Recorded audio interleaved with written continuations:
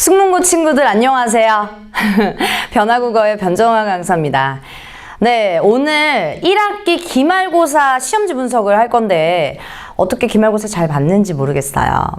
우리 중간고사 때보다 난이도 면에서 봤을 때는 조금 올라간 편?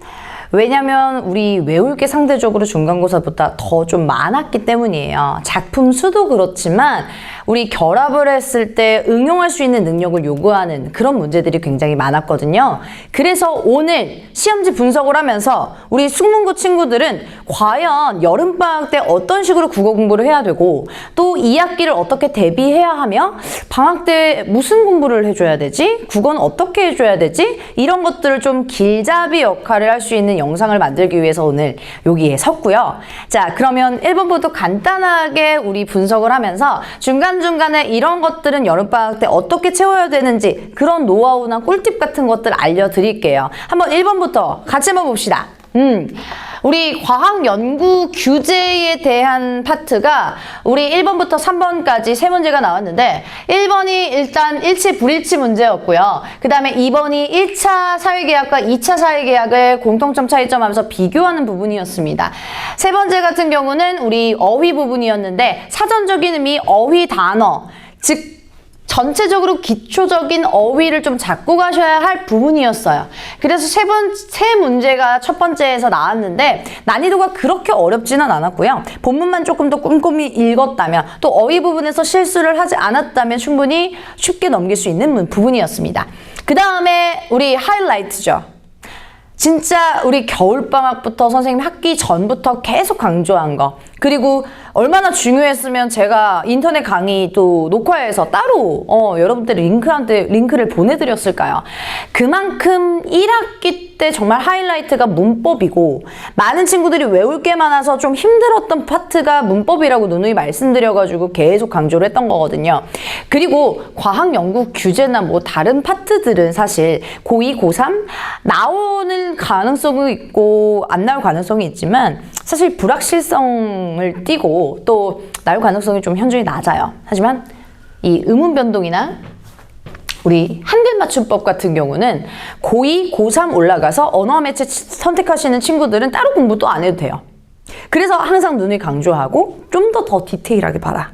내신은 조금 더 디테일하게 나온다. 이렇게 말씀을 드렸거든요. 우리 음운 변동 같은 경우는 우리 딱 봐도 제가 말씀드린 데도 다 많이 나온다고 했죠. 첫 번째 4번 같은 경우는 체계표 이해.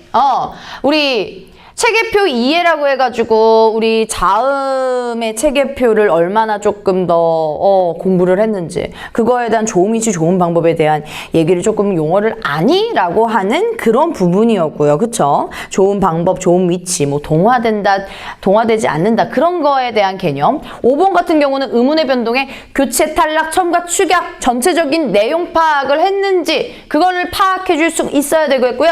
6번 같은 경우는 된소리 되기에 대한 파트가 이렇게 따로 문제가 출제가 되었습니다. 7번도 5번과 비슷하게 의문 변동 전체적인 부분을 묻는 부분이었고요. 8번 같은 경우도 암기 많이 했었죠. 밟다, 넙죽하다, 넓적하다, 넙둥글다 이런 것들 예외 현상으로 표준 발음법 엄청나게 강조를 했습니다. 아닌 다를까 밟다 정답이었죠. 자, 그 다음에 서술형 1번과 2번도 마찬가지로 의문 변동의 파트인데요. 서술형 1번이 형태소를 분석했을 때 서가 어떻게 쓰고 어떻게 의문 변동이 되는지 그리고 그 공통적인 의문 변동의 종류 이런 것들을 파악할 수 있는 거예요. 그래서 결과적으로 의문 변동의 결과와 그 다음에 어떻게 해서 이런 현상이 발생했는지도 파악을 해줄 수 있어야 됩니다. 그 다음에 서술형 2번 같은 경우는 나 이거 틀린 친구 있으면 나 진짜 울 거야.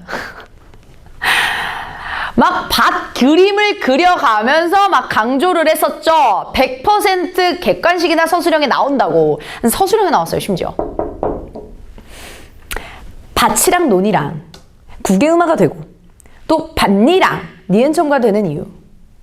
그래서 이 서술형 2번이 밭니랑 밭이랑의 그런 결과, 음운 변동의 현상만 뿐만 아니라 뭐요? 국외음화가 왜 일어나지 않아요? 실제 형태소이기 때문이에요. 이런 거. 맏형이 왜 안 돼요? 왜 맏형이 안 돼요? 엄청나게 강조했었죠?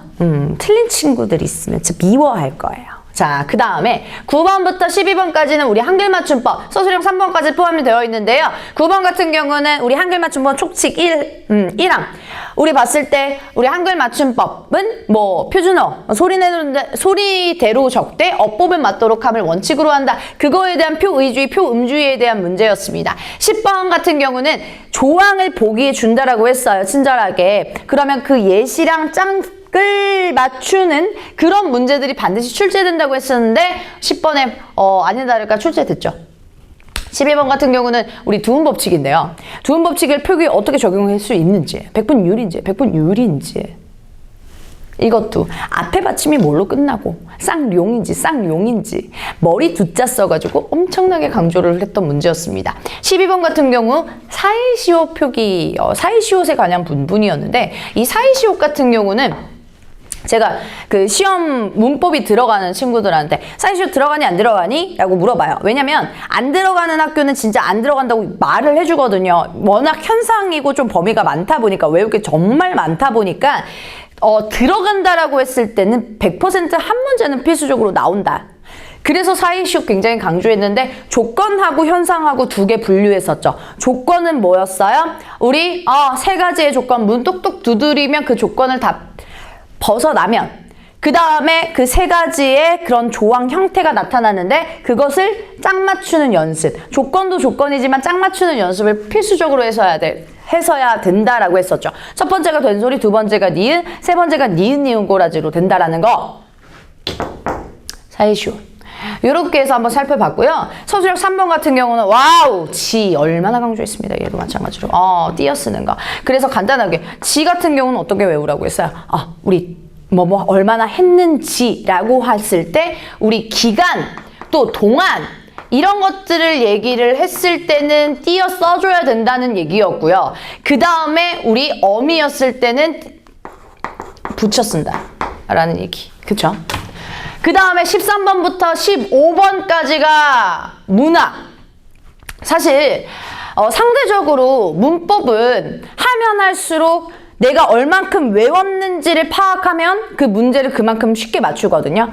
근데 13번부터 25번까지 싹 다 문학 작품이에요. 특히 왜 그런지 모르겠어. 중국어 친구들의 대부분 한 3분의 2 이상은 문학 작품 진짜 어려워하는 것 같아요. 좀 감정이입 좀 하고 공감을 조금 했었으면 좋겠는데 근데 이렇게 너무 뻔하게 어떻게 나올까라고 선생님이랑 같이 예측을 했잖아요. 첫사랑도 그렇고 낙화도 그렇고 그 자연물하고 같이 결합됐는데 둘 다 이별에 관해서 노래한다. 그래서 13번 가나 공통점, 14번의 가의 상징적인 시어의 의미, 15번도 마찬가지로 가나 표현상의 특징. 그래서 제가 항상 강조드렸던 거 어떻게 풀라고요? 낙화는 좀 애매한데 저 첫사랑을 진짜 마스터했어요. 조금 더 알 것 같아요, 낙화보다.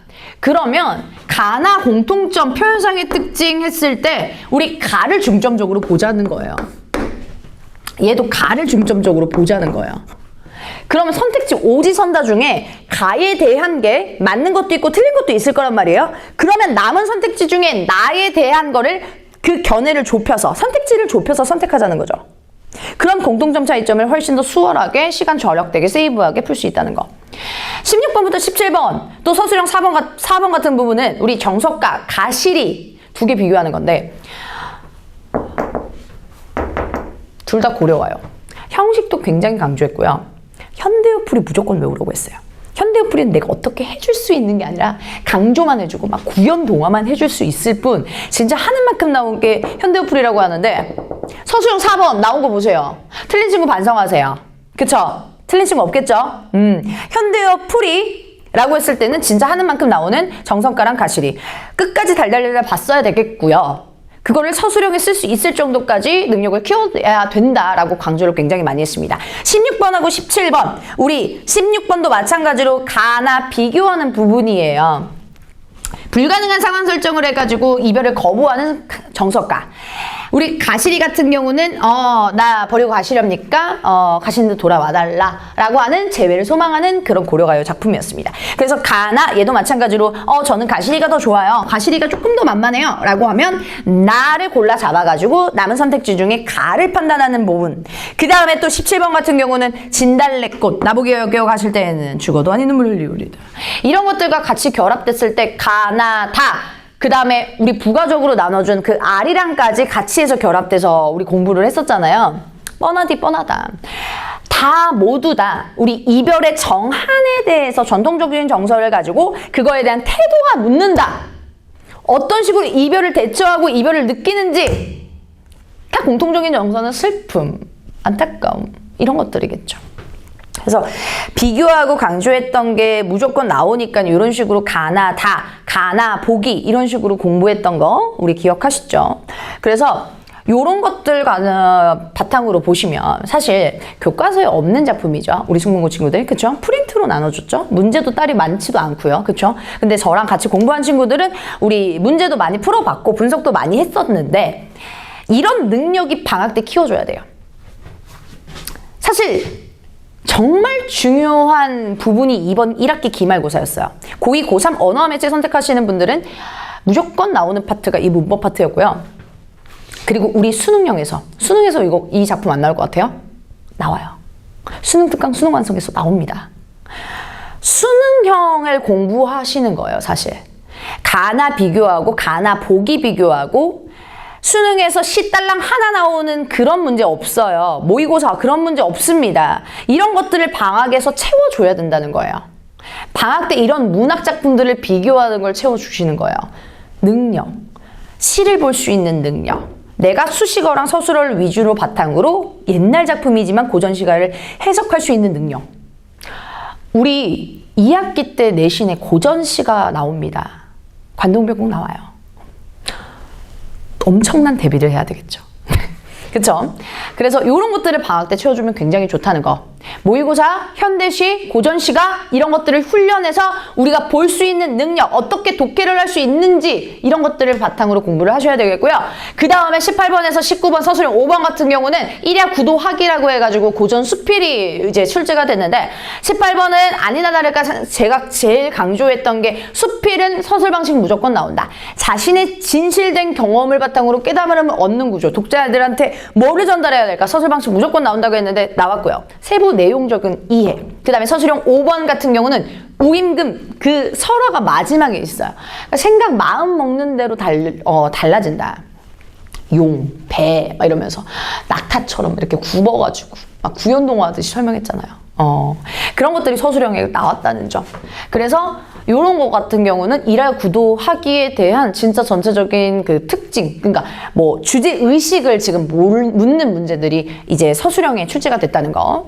그 다음에 우리 돌다리 같은 경우는 객관식 2문제랑 서술형 1문제 나왔는데 우리 세부 내용을 이해하는 부분과 또 서술 방식에 대한 효과 이런 것들이 각각 출제가 됐고 돌다리 보수, 과연 돌다리가 의미하는 건 뭘까? 그리고 돌다리를 뚝딱뚝딱 왜 창섭의 아버지가 왜 뚝딱뚝딱 고칠까? 전통적인 그런 가치관 그런 것들이 들어가줘야 되겠죠. 자, 그 다음에 성난기계 극갈래였고요. 그 갈래와 내용적인 부분을 언급을 했고 2문제 출제가 됐고요. 24번, 25번도 대장간의 유혹이라고 해서 우리 프린트로 따로 줬잖아요. 그쵸? 요게 지금 단독으로 2문제가 나왔는데 얘도 마찬가지로 현대시를 볼 수 있는 능력. 시상 전개 방식을 아니? 또 감상했을 때 이거에 대한 주제 의식과 상징적인 의미를 아니에 대한 부분이었습니다. 그래서 우리 사실 제가 숙문고 친구들 전담으로 강의를 많이 했지만 많이 느끼는 건 상대적인 거예요. 제 개인적인 의견인데 문법보다 문학에 더 많이 취약한 친구들이 더 많은 것 같아요. 찔리나요? 그러면 어떻게 보완을 해야 될까요? 모의고사를 접하면서 현대시, 현대소설, 고전시가, 고전소설 이런 문학 작품들을 계속 접하는 훈련을 해줘야 돼요. 그러면 내가 어느 순간 깨닫거든요. 제가 아무리 백날 이거 상징적인 의미에 한번 찾아봐 하면서 계속 상호작용해도 이거는 자신이 쌓이고 하는 그 정립형이 되어야 돼요. 그래야 문학을 바라보는 눈이 생기는 겁니다. 하루아침에 생기지 않아요. 내신만 바짝 한다고 2주 바짝 한다고 생길까요? 절대요. 방학 때 하는 친구들과 하지 않는 친구들의 차이점이 이런 부분에서 드러나는 거예요. 자, 우리 냉정해 봅시다. 냉정하게 생각해 봅시다. 진짜 본투비 태어나가지고 문학도 잘해, 문법도 잘해. 국어뿐만 아니라 그런 친구들 주변에 한 명쯤은 있죠. 그런 친구들은 우리 경쟁 상대가 아니에요. 그거는 되돌릴 수가 없어요. 타고난 거니까. 그쵸? 근데 우리 그런 1% 한 명과의 그 경쟁할 거예요? 99%랑 왜 경쟁을 안 해요? 경쟁해야죠. 그러면 어떻게 해야 돼요? 노력해야죠. 정립되고 하는 만큼 나온다니까요. 진짜로. 정직하게 나온다니까요. 내가 공부했던 게 안 나와? 아니, 공부를 덜 한 거예요. 우리 숙문고 친구들 정말 하는 만큼 외부 지문 선생님이랑 같이 많이 접하는 거 방학 때 많이 하셔야 학기 중에 2학기 때 외부 지문 또 나올 거거든요. 이런 식으로 프린트로 짜잘짜잘하게 또 나와요. 그 문학작품 어떻게 공부하실 거예요? 방학 때 실력 쌓아야, 기본기를 쌓아야 제가 2학기 때 강의를 할 때 더 쏙쏙 들어오고 더 응용할 수 있는 능력이 생기는 거예요. 아시겠죠? 방학 때 국어 감 잃지 않도록 꾸준히 노력하시고 2학기 때는 우리 숙문고 친구들 고전 문법, 중세국어, 고전 문학 나오니까 그것을 중점적으로 비중 보시면 아시잖아요. 비중 보세요. 중요한 부분은 고루고루 내지 않습니다. 몰아줍니다. 아시겠죠? 그래서 저는 몰아주는 부분을 먼저 채워주고 나머지를 깔끔하게 점점 더 키워나갈 생각이에요. 아시겠죠? 네. 좀 팩트 폭력도 좀 많이 하고 신소리도 좀 많이 했는데 이래야 조금 원동력이 생겨가지고 우리 열심히 할 수 있겠죠? 우리 친구들. 네, 숙문고 친구들 오늘 이렇게 1학기 기말고사 시험지 분석했는데요. 우리 열심히 방학 때 화이팅 해가지고 우리 2학기 때 또 모의고사 알맞게 또 알차게 준비를 해봅시다. 네, 수고하셨습니다. 감사합니다.